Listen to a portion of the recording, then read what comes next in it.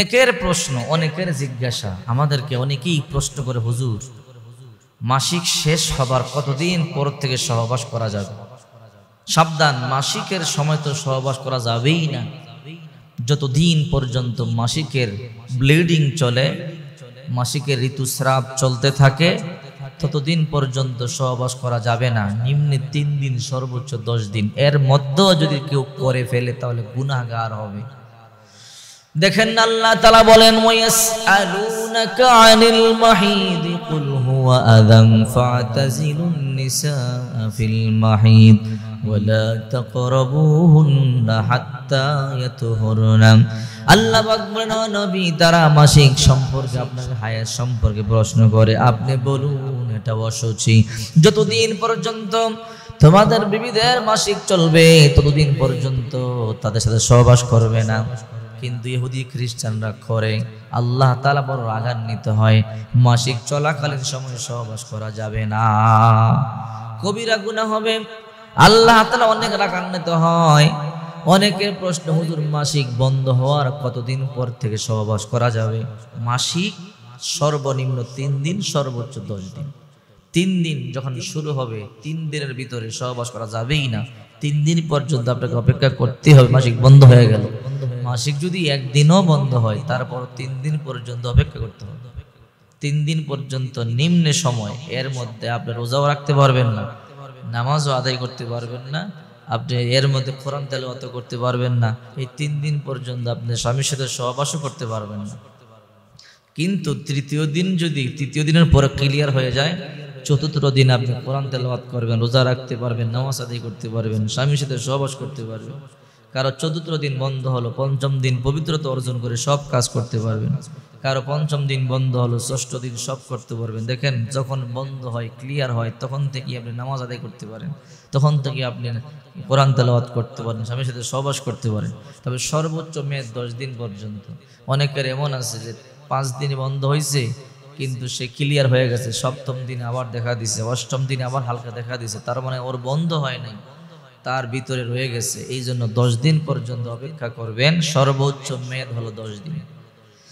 10 দিনের পরে যখন আপনার মাসিক বন্ধ হয়ে যাবে তখন আপনি সহবাস করতে পারেন, এতে কোনো সমস্যা নাই।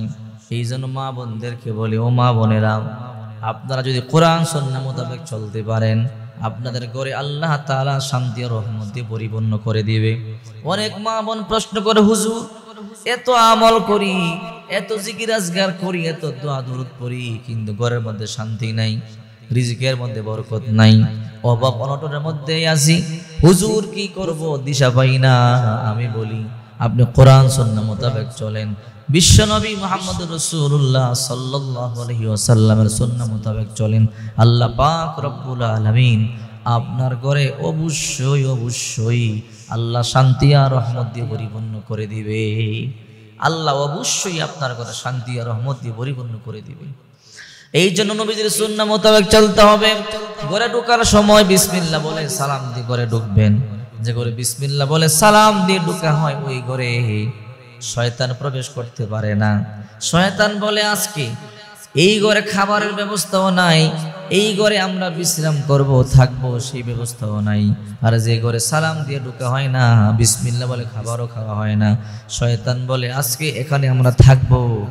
আবার এই দুনিয়ার শয়তানেরা এই ঘরে আমাদের থাকার ব্যবস্থা হয়ে গেল, খাবারের ব্যবস্থা হয়ে গেল।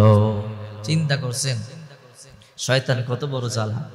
যে করে বিসমিল্লাহ বলে ঢোকা হয় না, সালাম দিয়ে ঢোকা হয় না, বিসমিল্লাহ বলে খাবার খাওয়া হয় না, শয়তান বলে এই ঘরে আমরা খাবারও খাবো, এই ঘরে আমরা থাকবো।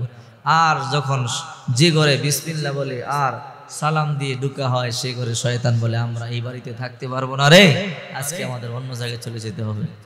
এই জন্য কোরআন সুন্নাহ মোতাবেক চললে করে শান্তি আসবে, প্রত্যেকটা কাজের মধ্যে বরকত হবে। এই জন্য বলি, সাবধান স্বামীর স্ত্রীরা, কোরআন সুন্নাহ মোতাবেক চলবেন, কোরআন সুন্নাহ মোতাবেক জিন্দেগি পরিচালনা করবেন, তাহলে দুনিয়াতে আল্লাহ তাআলা শান্তি ও রহমত দিয়ে পরিপূর্ণ করে দিবে।